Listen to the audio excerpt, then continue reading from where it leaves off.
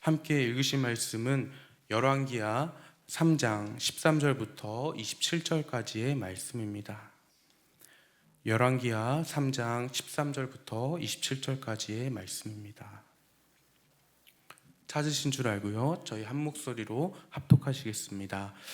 엘리사가 이스라엘 왕에게 이르되 내가 당신과 무슨 상관이 있나이까? 당신의 부친의 선지자들과 당신의 모친의 선지자들에게로 가소서 하니 이스라엘 왕이 그에게 이르되 그렇지 아니하니이다. 여호와께서 이 세 왕을 불러 모압의 손에 넘기려 하시나이다 하니라. 엘리사가 이르되 내가 섬기는 만군의 여호와께서 살아계심을 두고 맹세하노니 내가 만일 유다의 왕 여호사밧의 얼굴을 봄이 아니면 그 앞에서 당신을 향하지도 아니하고 보지도 아니하였으리다. 이제 내게로 검은 고 탈 자를 불러오소서 하니라. 검은 고 타는 자가 검은 고를 탈 때에 여호와의 손이 엘리사 위에 있더니 그가 이르되 여호와의 말씀이 이 골짜기에 개천을 많이 파라 하셨나이다. 여호와께서 이르시기를 너희가 바람도 보지 못하고 비도 보지 못하되 이 골짜기에 물이 가득하여 너희와 너희 가축과 짐승이 마시리라 하셨나이다. 이것은 여호와께서 보시기에 작은 일이라.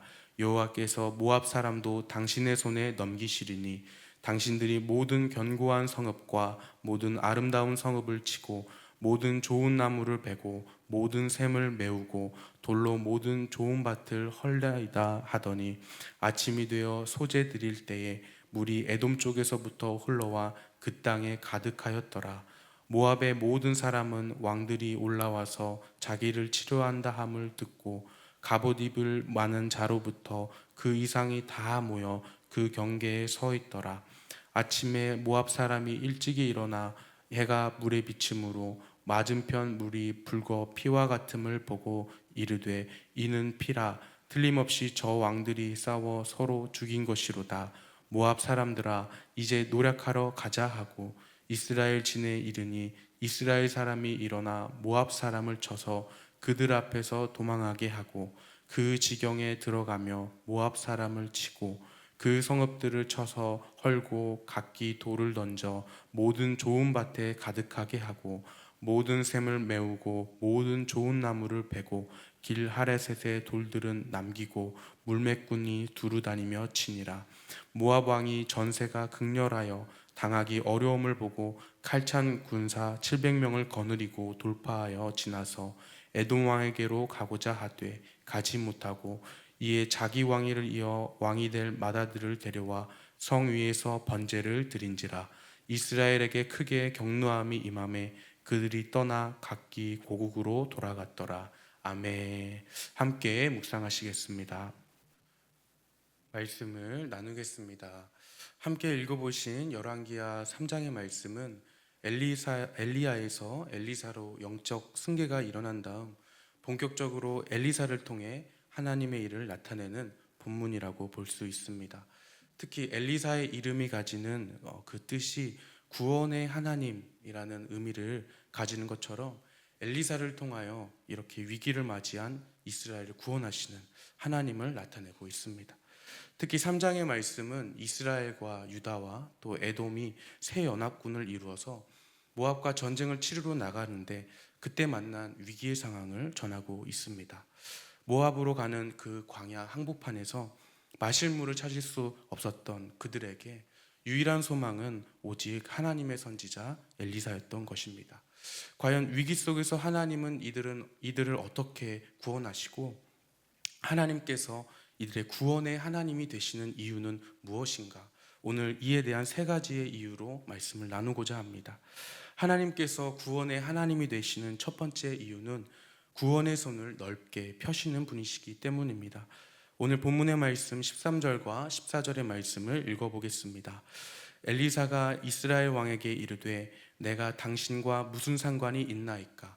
당신의 부친의 선지자들과 당신의 모친의 선지자들에게로 가소서 하니 이스라엘 왕이 그에게 이르되 그렇지 아니하니이다. 여호와께서 이 세 왕을 불러 모아 모압의 손에 넘기려 하시나이다 하니라. 엘리사가 이르되 내가 섬기는 만군의 여호와께서 살아계심을 두고 맹세하노니 내가 만일 유다의 왕 여호사밧의 얼굴을 봄이 아니면 그 앞에서 당신을 향하지도 아니하고 보지도 아니하였으리이다. 아멘. 본문에서 나타난 엘리사의 반응은 어떠했습니까? 다급한 새 왕과는 다르게 엘리사는 차가운 반응으로 맞이합니다. 특히 13절의 말씀은 엘리사가 북이스라엘 왕이었던 요아람에게 하는 말입니다. 내가 당신과 무슨 상관이 있어서 당신을 돕겠습니까? 당신은 나와 아무런 관계가 없습니다 라고 말하는 것입니다. 오히려 이 사람은 엘리사는 이 요아람에게 당신의 부모가 따랐던 선지자들에게로 가라고 말하고 있습니다. 여기서 말하는 당신의 아버지, 요아람의 아버지는 누구였습니까? 1장에 나오는 아하시아 왕이었습니다. 당시 높은 난간에서 떨어져서 이를 회복하고자 도움을 구했던 그 왕이 바로 아하시아 왕이었습니다. 그러나 그 도움의 대상이 누구였습니까? 하나님이 아니라 바알세붑을 찾아갔던 왕이었습니다.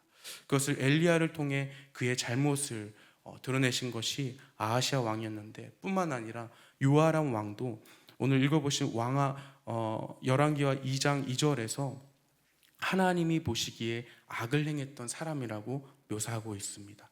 그런 그에게 엘리사는 냉담한 반응을 보이고 있는 것입니다. 그러나 이와 대조적으로 14절에서는 엘리사는 같이 온 세 왕 중에 한 왕을 두고 이야기를 이어갑니다. 그 왕은 유다의 왕이었던 여호사밧이었습니다. 당시 여호사밧은 기록에 따르면 하나님께서 함께 하셨던 왕이라고 말하고 있습니다. 역대하 17장 3절 이하에서는 여호사밧을 다음과 같이 말합니다. 여호와께서 여호사밧과 함께 하셨으니 이는 그가 그의 조상 다윗의 처음 길로 행하여 바알들에게 구하지 아니하고 오직 그의 아버지의 하나님께 구하며 그의 계명을 행하고 이스라엘의 행위를 따르지 아니하였습니다. 이처럼 하나님 앞에 신실했던 여호사밧을 바라보면서 당신으로 하여금 내가 하나님께 도움을 청하겠습니다, 그렇게 말했던 것입니다. 여호사밧이 아니었다면 요아람 당신을 향하지도 당신을 보지도 않겠다는 엘리사의 상반된 반응을 나타내고 있는 것입니다. 오늘 본문에서 실제로 위기 속에서 엘리사를 찾아올 수 있었던 계기는 무엇입니까? 3장 11절과 12절을 보시면 여호사밧이 여호와의 선지자를 먼저 찾았고 또 그가 여호와의 말씀이 바로 엘리사에게 있다고 말하면서 두 왕을 주도적으로 엘리사에게로 이끌었던 것입니다. 나머지 두 왕을 생각하면 그들의 죄악으로 인해 도와주기 힘들지만 여호사밧 당신을 생각해서 하나님께 청해 보겠습니다. 다시 말해서 당신으로 하여금 이 죄악된 두 왕도 구원을 받게 될 것이라고 뜻을 전하고 있는 것입니다. 그러므로 의인 한 사람에게 이끌려온 죄인들마저도 구원하시는 분이 바로 하나님이십니다. 하나님께서는 구원의 손을 의인에게만 펼치신 것이 아니라 구원의 손을 넓게 펴시고 의인에게 이끌려온 의인의 손을 잡고 온 이 죄인들마저도 구원하시는 하나님이시라는 것입니다. 구약시대의 소돔과 고모라의 심판 가운데 롯은 어떻게 구원을 받습니까? 그의 신실함이었습니까? 오직 하나님께서 아브라함을 기억하시고 그 롯과 그의 딸들을 구했다는 것입니다. 아브라함에게 이끌려온 이 롯과 그의 딸들은 하나님께 구원을 받았다는 것입니다. 이처럼 하나님께서는 신실한 한 사람에게 이끌려온 죄인들에게도 구원의 손을 펴시는 분이시기 때문에 하나님을 구원의 하나님이라 말할 수 있는 것입니다. 우리의 주변에도 우리의 손에 또 그리스도인의 손에 이끌려올 자가 계십니까? 혹시 그들이 아직 예수와 복음을 모르고 현실의 위기 가운데 헤매고 있다면 하나님께서 도와주시도록 우리의 간구와 기도가 필요할 것입니다. 우리의 기도를 들으신 하나님께서 우리 삶에 역사하시기를 예수 그리스도의 이름으로 축복합니다. 하나님께서 구원의 하나님이 되시는 이유는 무엇입니까? 둘째로 위기를 기회로 바꾸시기 때문입니다. 오늘 본문 말씀의 15절부터 18절까지의 말씀을 읽어보겠습니다. 이제 내게로 검은 고 탈 자를 불러오소서 하니라. 검은 고 타는 자가 검은 고를 탈 때에 여호와의 손이 엘리사 위에 있더니 그가 이르되 여호와의 말씀이 이 골짜기에 개천을 많이 파라 하셨나이다. 여호와께서 이르시기를 너희가 바람도 보지 못하고 비도 보지 못하되 이 골짜기에 물이 가득하여 너희와 너희 가축과 짐승이 마시리라 하셨나이다. 이것은 여호와께서 보시기에 작은 일이라. 여호와께서 모압 사람도 당신의 손에 넘기시리니. 하나님께서는 이 엘리사를 통하여 위기를 모면하게 하십니다. 특별히 여기서 여호와의 손이 엘리사에게 나타나서 하나님의 지혜와 능력으로 해결책을 전해줍니다. 그것은 땅을 파라는 명령이었습니다. 개천을 이룰 만큼 땅을 파면 그 땅 가운데 물이 가득하게 하시겠다는 것입니다. 당시 광야에서 어떤 이가 땅을 파면 물이 나오겠다라고 가능성을 볼 수 있었겠습니까? 오직 하나님께서는 우리가 볼 수 없는 가능성을 보시고 계시는 분임을 나타냅니다. 아마도 이 말을 들은 새 왕은 경이롭게 여겼을 것이고 감탄을 금치 못했을 것입니다. 그러나 18절은 하나님께서 위기를 해결해 주실 뿐만 아니라 승리의 기회를 주신다고 말씀하고 있습니다. 새번역 성경은 18절을 다음과 같이 번역합니다. 그렇습니다. 이런 일쯤은 주님께서 보시기에는 너무나 가벼운 일입니다. 그러므로 주님께서는 모압을 임금님들의 손에 넘겨주셨습니다. 이 말씀을 볼 때 느껴지는 것은 무엇입니까? 하나님의 능력에는 다함이 없고 내가 간구한 것보다, 내가 생각한 것보다 더 크게 역사하시고 더 좋은 것을 주신다는 것입니다. 실제로 본문에서 하나님의 도우심은 놀랍게 재현되고 있습니다. 결국 모압 군사들은 잘못된 결정을 내리고 패배를 겪게 되는 것입니다. 아침 일찍 떠오른 해가 하나님께서 물이 샘솟게 한 그 강물에 햇빛을 비추게 하시고 그 물이 빨갛게 변한 것을 보고 이 모압 사람들은 서로가 다투며 싸웠던 그런 반격의 기회로 잡았던 것입니다. 그때 새 연합군을 향해 무참히 진격했던 모압의 군대들은 처참하게 패배를 맞이하게 됩니다. 정말로 하나님의 말씀처럼 이 모압의 성읍은 무너졌고 옥토와 샘물은 돌로 채워졌고 또 좋은 나무들은 쓰러지게 되었습니다. 이처럼 하나님의 도우심은 우리가 생각한 것보다 더 큰 것을 주시고 기대한 것보다 더 좋으신 것을 주신다는 것입니다. 위기를 해결해 주시고 또 승리의 기회로 바꾸어 주시는 하나님이시기 때문에 우리는 마땅히 구원의 하나님이라고 부를 수 있다는 것입니다.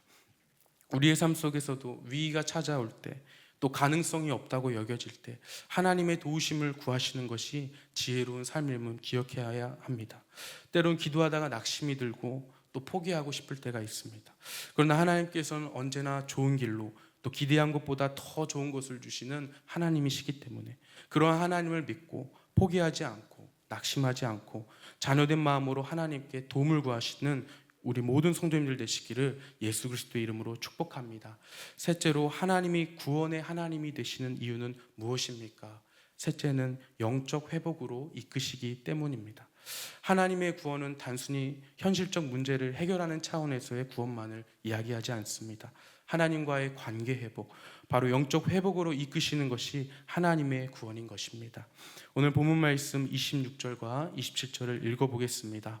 모압 왕이 전세가 극렬하여 당하기 어려움을 보고 칼찬 군사 700명을 거느리고 돌파하여 지나서 에돔 왕에게로 가고자 하되 가지 못하고 이에 자기 왕위를 이어 왕이들 맏아들을 데려와 성 위에서 번제를 드린지라. 이스라엘에게 크게 경노함이 임하매 그들이 떠나 각기 고국으로 돌아갔더라. 26절은 새 연합군의 완전한 승리를 예상하게 만듭니다.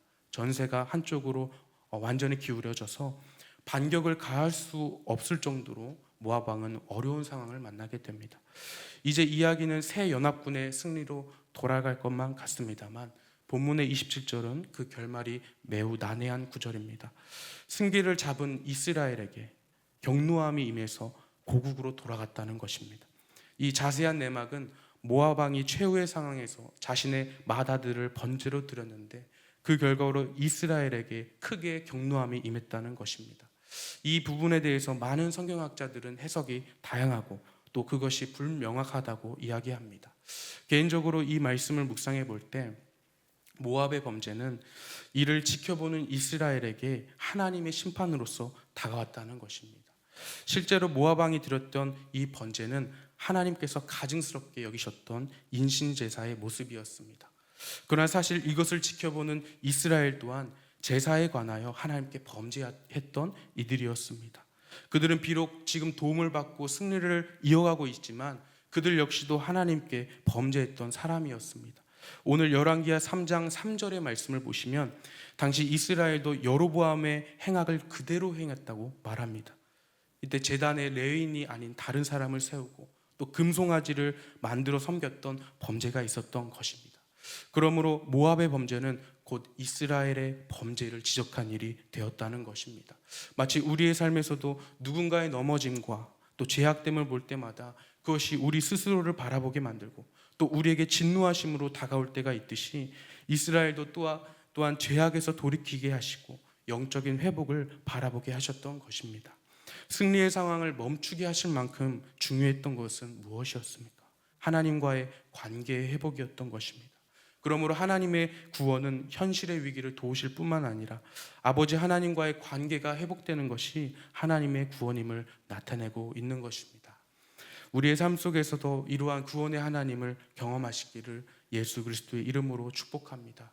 우리에게 처한 문제가 크게 보여도 우리에게 좀처럼 해결될 가능성이 없게 느껴져도 주님께서 도와주시면 위기도 기회가 되고 또 주님께서 역사하시면 큰 도움이시기 때문에 오늘 주님께 도움을 구하시며 나아가시는 모든 성도님들이 되시기를 예수 그리스도의 이름으로 축복합니다.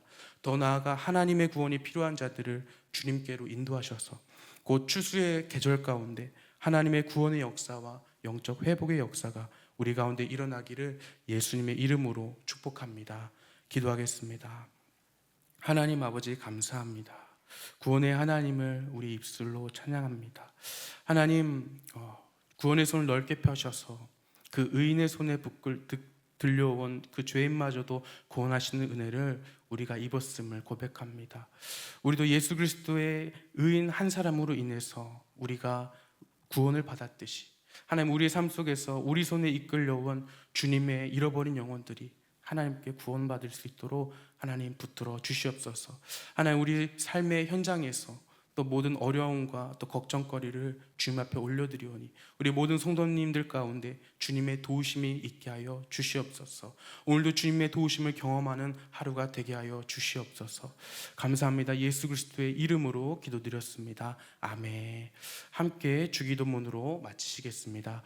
하늘에 계신 우리 아버지여, 이름이 거룩히 여김을 받으시오며 나라가 임하시오며 뜻이 하늘에서 이루어진 것 같이 땅에서도 이루어지이다.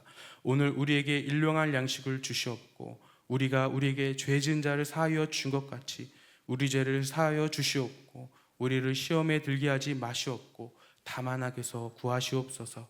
나라와 권세와 영광이 아버지께 영원히 있사옵나이다. 아멘.